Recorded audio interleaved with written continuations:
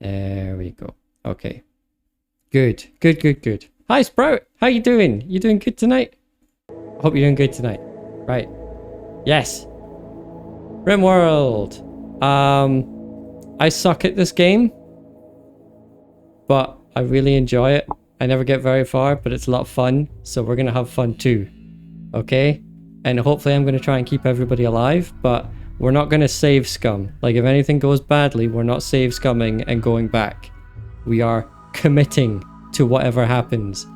Hello, Sprout is tired. He just got back from a festival weekend. Ooh, fancy. Was it a good festival? Did you have a good time? It sounds very nice. I cannot remember the last time I did something like that. Actually, no. It was several years ago when I went to a gig for a small band called the Proto Men, who do kind of Mega Man themed music. I went to see them in Glasgow with a few old school friends, and I have never felt so old in my life as I did when I went to that gig with my noise cancelling earphones in to protect my sensitive little eardrums, while I could still hear everything crystal clear because it was so loud, crammed into a very small venue on like the side streets of Glasgow with like a couple of my school friends, and we're all just there like, oh my god, everybody here is so much younger than us and what is going on. And like, it was a good night, but oh my god. Sprout, it was a very good time. But I was done being in a field and not showering. Yeah, that's not my scene. My scene is where I am right now, in this chair, doing this, in comfortable antisocial seclusion, like the hermit that I am. Unless it's through a screen, in which case, bring it on. But yes, I'm very happy that I'm happy that you had a good time. I'm happy that you're doing well. And I'm happy that you're back and that we can have you here. Right. This is RimWorld. For anybody who doesn't know what it is, it's kind of like a little colony manager builder kind of game where you can start from various different scenarios you have here. You pick the different people that you start with, and then you just want to survive. You gather resources, you keep the people alive. There are some goals that you can strive for, but it's also very sandboxy and you can make your own goals. And it is a sci-fi game, so you can eventually like research more tech and more advanced things, but the game will continually be throwing different challenges at you as well to try and keep you on your toes and to crush you until you are a weak little nothing. So yeah, I have only ever done the basic scenario and I never get super far, but let's see how far we do tonight. Should I change the stream title to say new model? I think so, because I was going to do that, but I completely forgot. New VTuber model. Also help me. There we go. Done. Updated. Right, back to the game. So, crash landed. The three of you awaken your crypto sleep sarcophagi to the sound of sirens and ripping metal. You barely get to the escape pods before the ship is torn apart. Sometime later you land on this unknown RimWorld. Your faction will be your new arrivals and you start with 3 people and all this stuff. Right, next. Now you get to choose an AI storyteller. Sprout, for your benefit, think of this as the DM. You have Cassandra Classic, which is kind of like predictable, a curve upwards in difficulty from the start to the end. Phoebe Chillax. Phoebe gives lots of time between disasters to build your colony, but beware, at high difficulty she'll hit as hard as anyone. So you get a lot of time to recover and to build things up, but she will make you suffer when it comes. And then you have Randy Random, who doesn't follow rules and generates random events however they damn well please. Since Randy is truly random, he will sometimes send extremely difficult or unfair groups of events at you. It makes for high drama and unavoidable sacrifices. I've never played this one before. We're doing this one. Hi Carbo, I hope you're doing well. Look at the model. Hang on. Megaforce. Look at the model in action. It's so good. It's so good. My eye is a bit twitchy whenever I look over to like chat. That's a bit weird. I've only just noticed that now. But we'll live with it. I do want to try and get a different position for my webcam as well, because it's on one side at the moment, and I kind of want to get it in the middle between my screens so it doesn't look like I'm always like this every time I look over. That was a very extreme angle. So yeah, also back to Small Foss. Are you doing well today, Carbo? I hope you're good. Let me just hang on. Reset that, and this is a new model. We're tweaking and changing things as we go. So let's see, expression stuff, eye bones, link eye blinks, linked blink threshold. Sprout is back. Yeah, of course. You're happy. Carbo's happy. Sprout is back. Excellent. I'm happy. Sprout is back. Right, what am I looking for here? There's so many settings. Nod range, altitude, depth, pelvis stiffness, maintain hip position, tracking smoothing. So the big thing right now is like when I do this, my eye kind of gets a bit funny. No, that's yeah, I'll keep that in the middle. That's not what I'm looking for. Body, pelvis stiffness. It's a vital component to any VTuber model is pelvis stiffness. It's just one of the many things you learn about when you're trying to be a VTuber. Right. Okay. Sorry. Focus. I don't know if there's a setting that is going to help me with what I'm trying to do here, but head tilt range. What does this look like? Nod range. There's more pelvis stiffness. Jitter removal. Okay, you know what? I'm not going to spend too much time messing around with this here. We have a game to play. Let me just reset tracking a little bit, see if that helps at all. Are we good? Is that better? I think that's okay. And how is my mouth doing as well with the... It seems a little bit overkill. My mouth seems like very, very jittery, actually, but...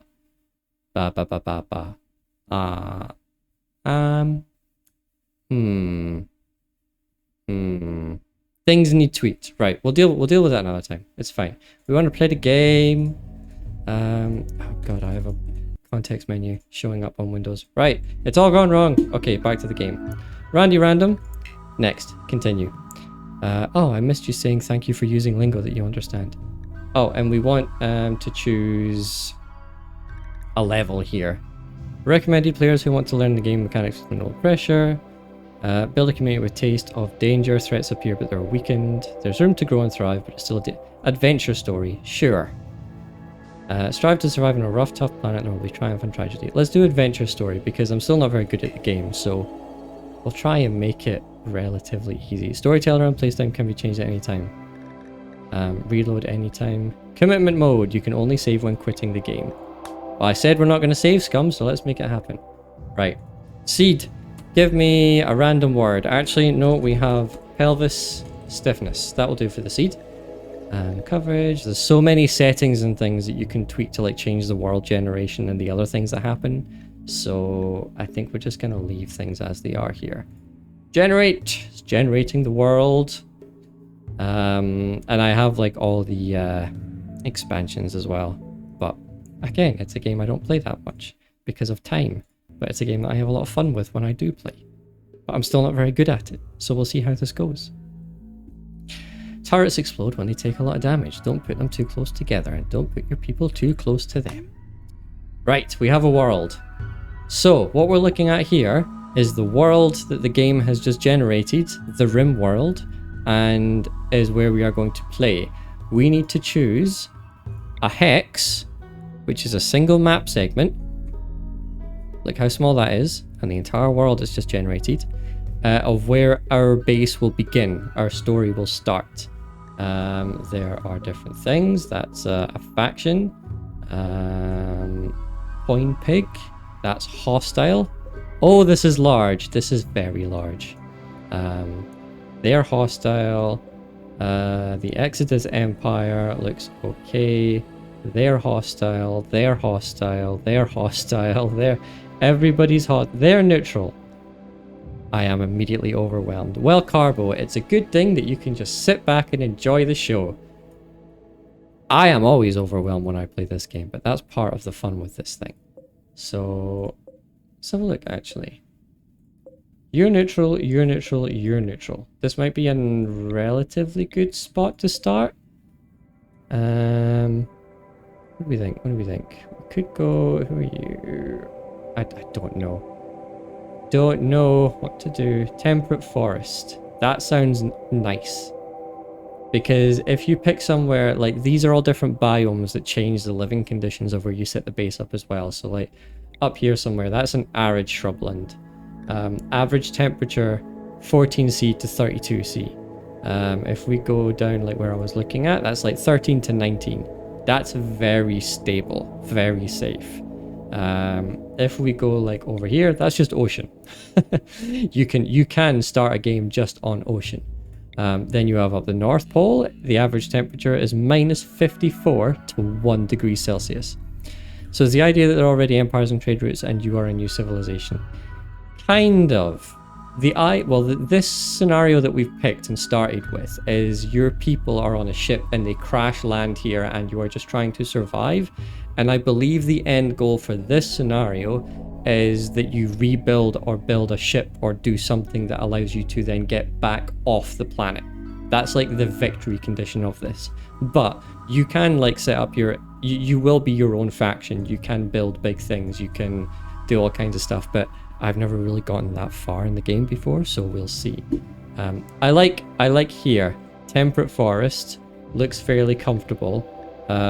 You can like have a look in here for like other things that are going on, but it's just no, we're not doing random site. We already have Randy Random Storyteller. Oh god, right, we're now at DLC stuff that I've never played around with that much and always like very much confuses me greatly. So we choose your ideology. Choose your ideology. These are things that like tweak the rules that your colonists will live by and things that they can do or are not allowed to do. They can be cannibals. They can be feminine ravagers. They can be blood worshippers. They can be tree worshippers. I think we're just going to leave it inactive, honestly. We're Randy Random. I'm not sure what's going to happen. We'll just leave that inactive. Okay. Now is where we get to pick who the people are. So we start with 3 people here. They have their name, they have their age, their xenotype, baseliner. They're all humans, I think. Tag yourself, I'm a feminine ravager. I will refrain from making any jokes that purely belong in the region of your boyfriend. Sprout feels like he's the only other person who would be allowed to say something about you being a feminine ravager. I'm not going near there. You've been too kind to me for me to say anything incorrect. Anyway, people. Name, age, etc. Faction is the new arrivals. That's our faction. Childhood. They were a toxic child. All of these things are like backstory and affect their stats. And adulthood. Stalwart farmer. Nervous, incapable of, oh my god, firefighting, plant work, cooking, animals, and artistic. This is a problem. Firefighting is very important. If there's a fire, you want people to be able to put it out. Having somebody who does not do that is kind of dangerous. The only thing that would be more dangerous than that is lots of things, but specifically would be if they were a pyromaniac, which is a thing. They are, however, very good at construction and very good at crafting. And they're decent at medical as well. And intellectual. So honestly, I'm okay with this. They are... male. Sprout, would you like to be a 56-year-old who doesn't put out fires and is nervous? Is very good at building things and crafting things. But we'll never go near fire. What do you think? Also animals. You don't like animals or plant work or cooking. Doesn't really sound like you from what I know. But not especially. Not especially. Cool. Okay. Welcome to Sprout.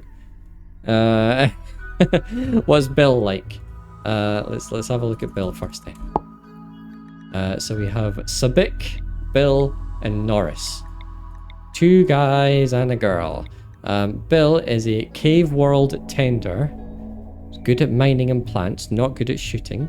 He's a crop farmer. He's very good with plants. He's really good with plants. Undergrounder. You don't like being outside. Psychically sensitive. Psychic sensitivity is increased. Abrasive. Always says exactly what's on his mind, especially if it's bugging him. That tends to rub people the wrong way. And you are asexual. So you won't be forming any sexual relationships with anybody in the game. Also, you have a bite scar on your body. And you own a sun lamp. Abrasive does just sound like autistic. What do we think? Are we thinking you're more of a Bill than a Sabik? Is that what the vibe that we're picking up here? You do own a sun lamp, right? Sprout. There we go. I think this is more me. Has anything ever bit you in the torso? It does mean that you will have a permanent, like, pain. Which is only a very small one, but you're going to be crotchety, I think. Oh my god, I just noticed. You're an undergrounder, you don't like being outside, but you love plants. At the start, you can only really plant things outside. You do have chronic joint pain though. Right, cool, okay. You are going to be very difficult, but that's fine. Let's see. Now we need somebody for Carbo. So we can either go with Norris, or we can randomize the other person to somebody else. So Norris is a lady. Hannah Norris. Okay, it's weird. Sprout does identify as a problem, but you will be a problem in this, I guarantee it. Let's see, you are a musical kid. Adulthood is a drifter. It's a minus on your artistic though, which I don't think is very Carbo, but abrasive, chemical fascination. Right, you might end up addicted to certain things. You are nimble and you are gay.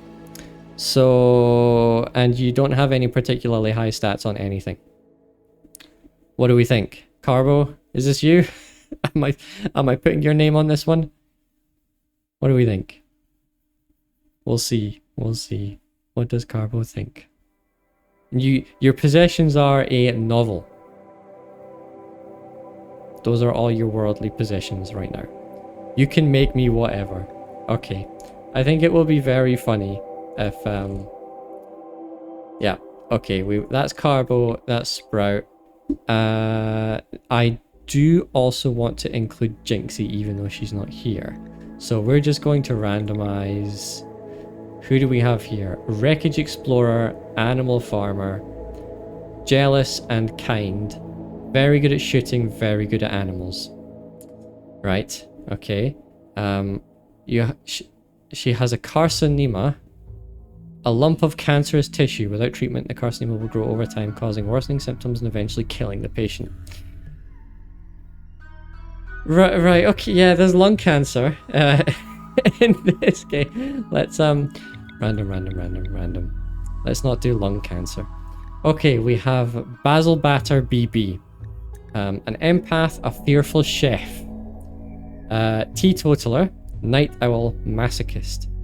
Incapable, another firefighting, cooking, animals, violent, social. And a bite scar on the right arm. Right. We have some... The problem I'm now having is that we need to have a good spread of skills down here to deal with different situations and different tasks that need taken care of. We have no sense of self-preservation and defense here.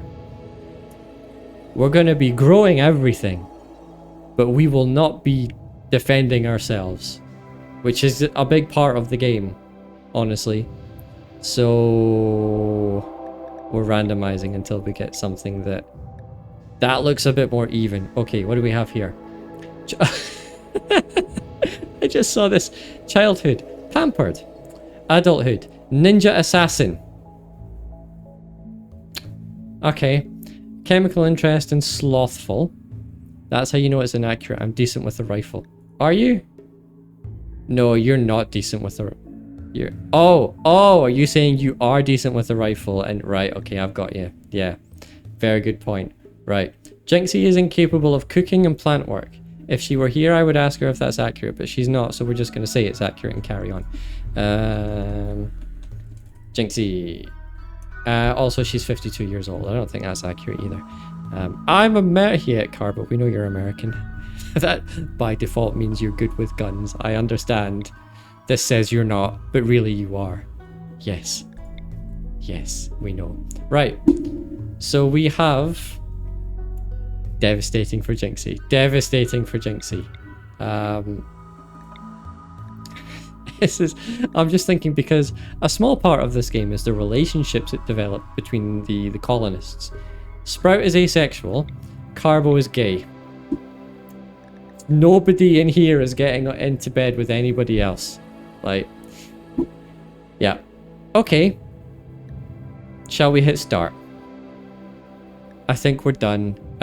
I'm not one for doing a really good job of fine-tuning and making sure that we have a good spread of stats. I think this is reasonable. So we're going to start. Is that going to be a problem? No. So there are lots and lots and lots of things in the game. Okay, the three of you awake in your crypto sleep sarcophagi to the sound of sirens and ripping metal. Blah, blah, blah, blah, blah. We've crashed here and now we need to survive. Right. Okay. There we go. We have Carbo, Sprout, and Jinxie. Pause the game. Is this a colony that needs to be able to procreate? There are other ways of getting new recruits and people. Procreation is... I don't know if it's a way of actually... I don't know if you can have kids in this game and then they grow up and become colonists that you can use. Actually. I don't think I've ever explored that or gotten that far. However, yes, there are other ways to get people in. So, this is the map that we've fallen into. There are donkeys. There are ibex rams. There are ancient exostrider midsections and cannons and things. Wreckages. Okay. Ooh. Jade. Interesting. Marble. Slate.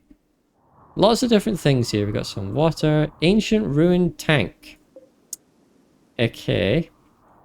All kinds of things. What's this down here? A grizzly bear. Well, bugger. Is that close to us? I've lost my people already. Okay, that's not too close. Oh, Jesus. Boom rats. They explode. Okay. And there's a mega sloth. Right. This looks like an interesting little place that we've landed. There's not an easy area that we can back up against. There's a lot of boomalopes up here. I forget, is there a way to tell if they're aggressive or not? I don't think so. Squirrels! You're gonna pet all those animals. Some of those animals will not appreciate being petted. Just to make you aware. Right. There's a lot of stuff here. So first order of business is we need to decide where we're going to set up camp. We are going to get attacked eventually. We will need to make sure that we kind of get somewhat defensible at some point. I'm kind of thinking maybe up here because we have our back to a wall with this rock here. That's a constructed roof. We're not going here because that means that something horrible might be lurking inside on the other side of this wall. We have very few options here. We may just need to build something out in the open. So, God. You are also immediately overwhelmed. Carbo is pure of heart. They will understand my intentions and accept belly rubs. I don't think the grizzly bear will accept belly rubs. There's the sun lamp. Right. What do we do? What do we do? I've immediately forgotten the basics of starting to survive in this game. First things first, we need to allow. So what do we have? Orders. Can we allow? Allow! Right, okay. All of that can be set to allow.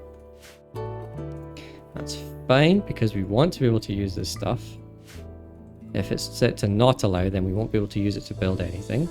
Right, who's good at shooting again? I think it's Jinxie as the ninja, which is hilarious. Yes, right. You get the gun. Sprout is one at shooting, Carbo is one at shooting, and there is a revolver. Right, Carbo can get the revolver. Game Sprout is hench. Game Sprout is hench. Game Sprout can get... Who's good with melee? 2, 0. Right, Sprout's getting a knife. Jinxie is going to be the sole defender of our colony, I think. Okay, we have meals. Right, first up, we need to... Orders, let's start chopping down some wood. We need materials for building a base. Sprout says, I think that makes sense. I'm guessing that's in relation to Jinxie being the sole defender of our colony. Jinxie will be the one who protects us. She is a vampire after all. Very true. Oh, we could have done the ideology thing and like gone for cannibalism and made Jinxie a vampire. That would have been funny. Right. Right, we're chopping wood. We need to start set some zones for storage. So, quest active, beggars hope for charity. So you will get quests every now and again. A group of poor travelers are approaching, looking for help. The travelers are begging for 2 medicine. They need the medicine to help their friends at a nearby settlement that was devastated by raiders. You can give items to travelers by selecting colonists and right-clicking on Dick. So, anytime you ever want to give items to travelers, you right-click on Dick. That's how you give things to people, by right-clicking on Dick.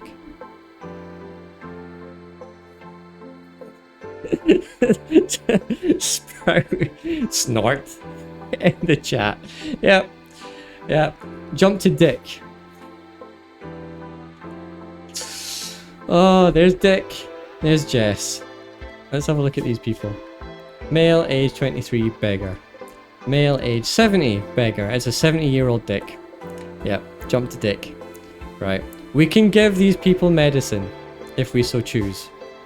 Are they going to come closer? Yes, they're coming closer. Right. I need to remember what we're supposed to be doing. So, first things first, we need to set up some zones. Let's do a dumping stockpile, like, over here. And then we want to have a stockpile zone. Medicate that Dick. Sprout, calm down with the Dick. We made the joke. Okay? Oh, dear. Yeah. Thank you, RimWorld. Thank you, Randy Random. He is Randy, after all. Right. Okay. Right. Stockpile for... that's a steam geyser. That should be okay now, but let's not get too close to it. Right. Stockpile here for just for everything else. Let us build a wall around the stockpile so we can start safely... Where are we going? Architect. What am I doing? I've forgotten everything. Wall. Here we go. Do I have any wood? No. Marble chunk. It is a little bit problematic that we don't really have a lot of stone things that we can mine. Because stone is a good building material. Right, okay. Build a wall. Protect the stockpile at step 1. And then we will get going on this.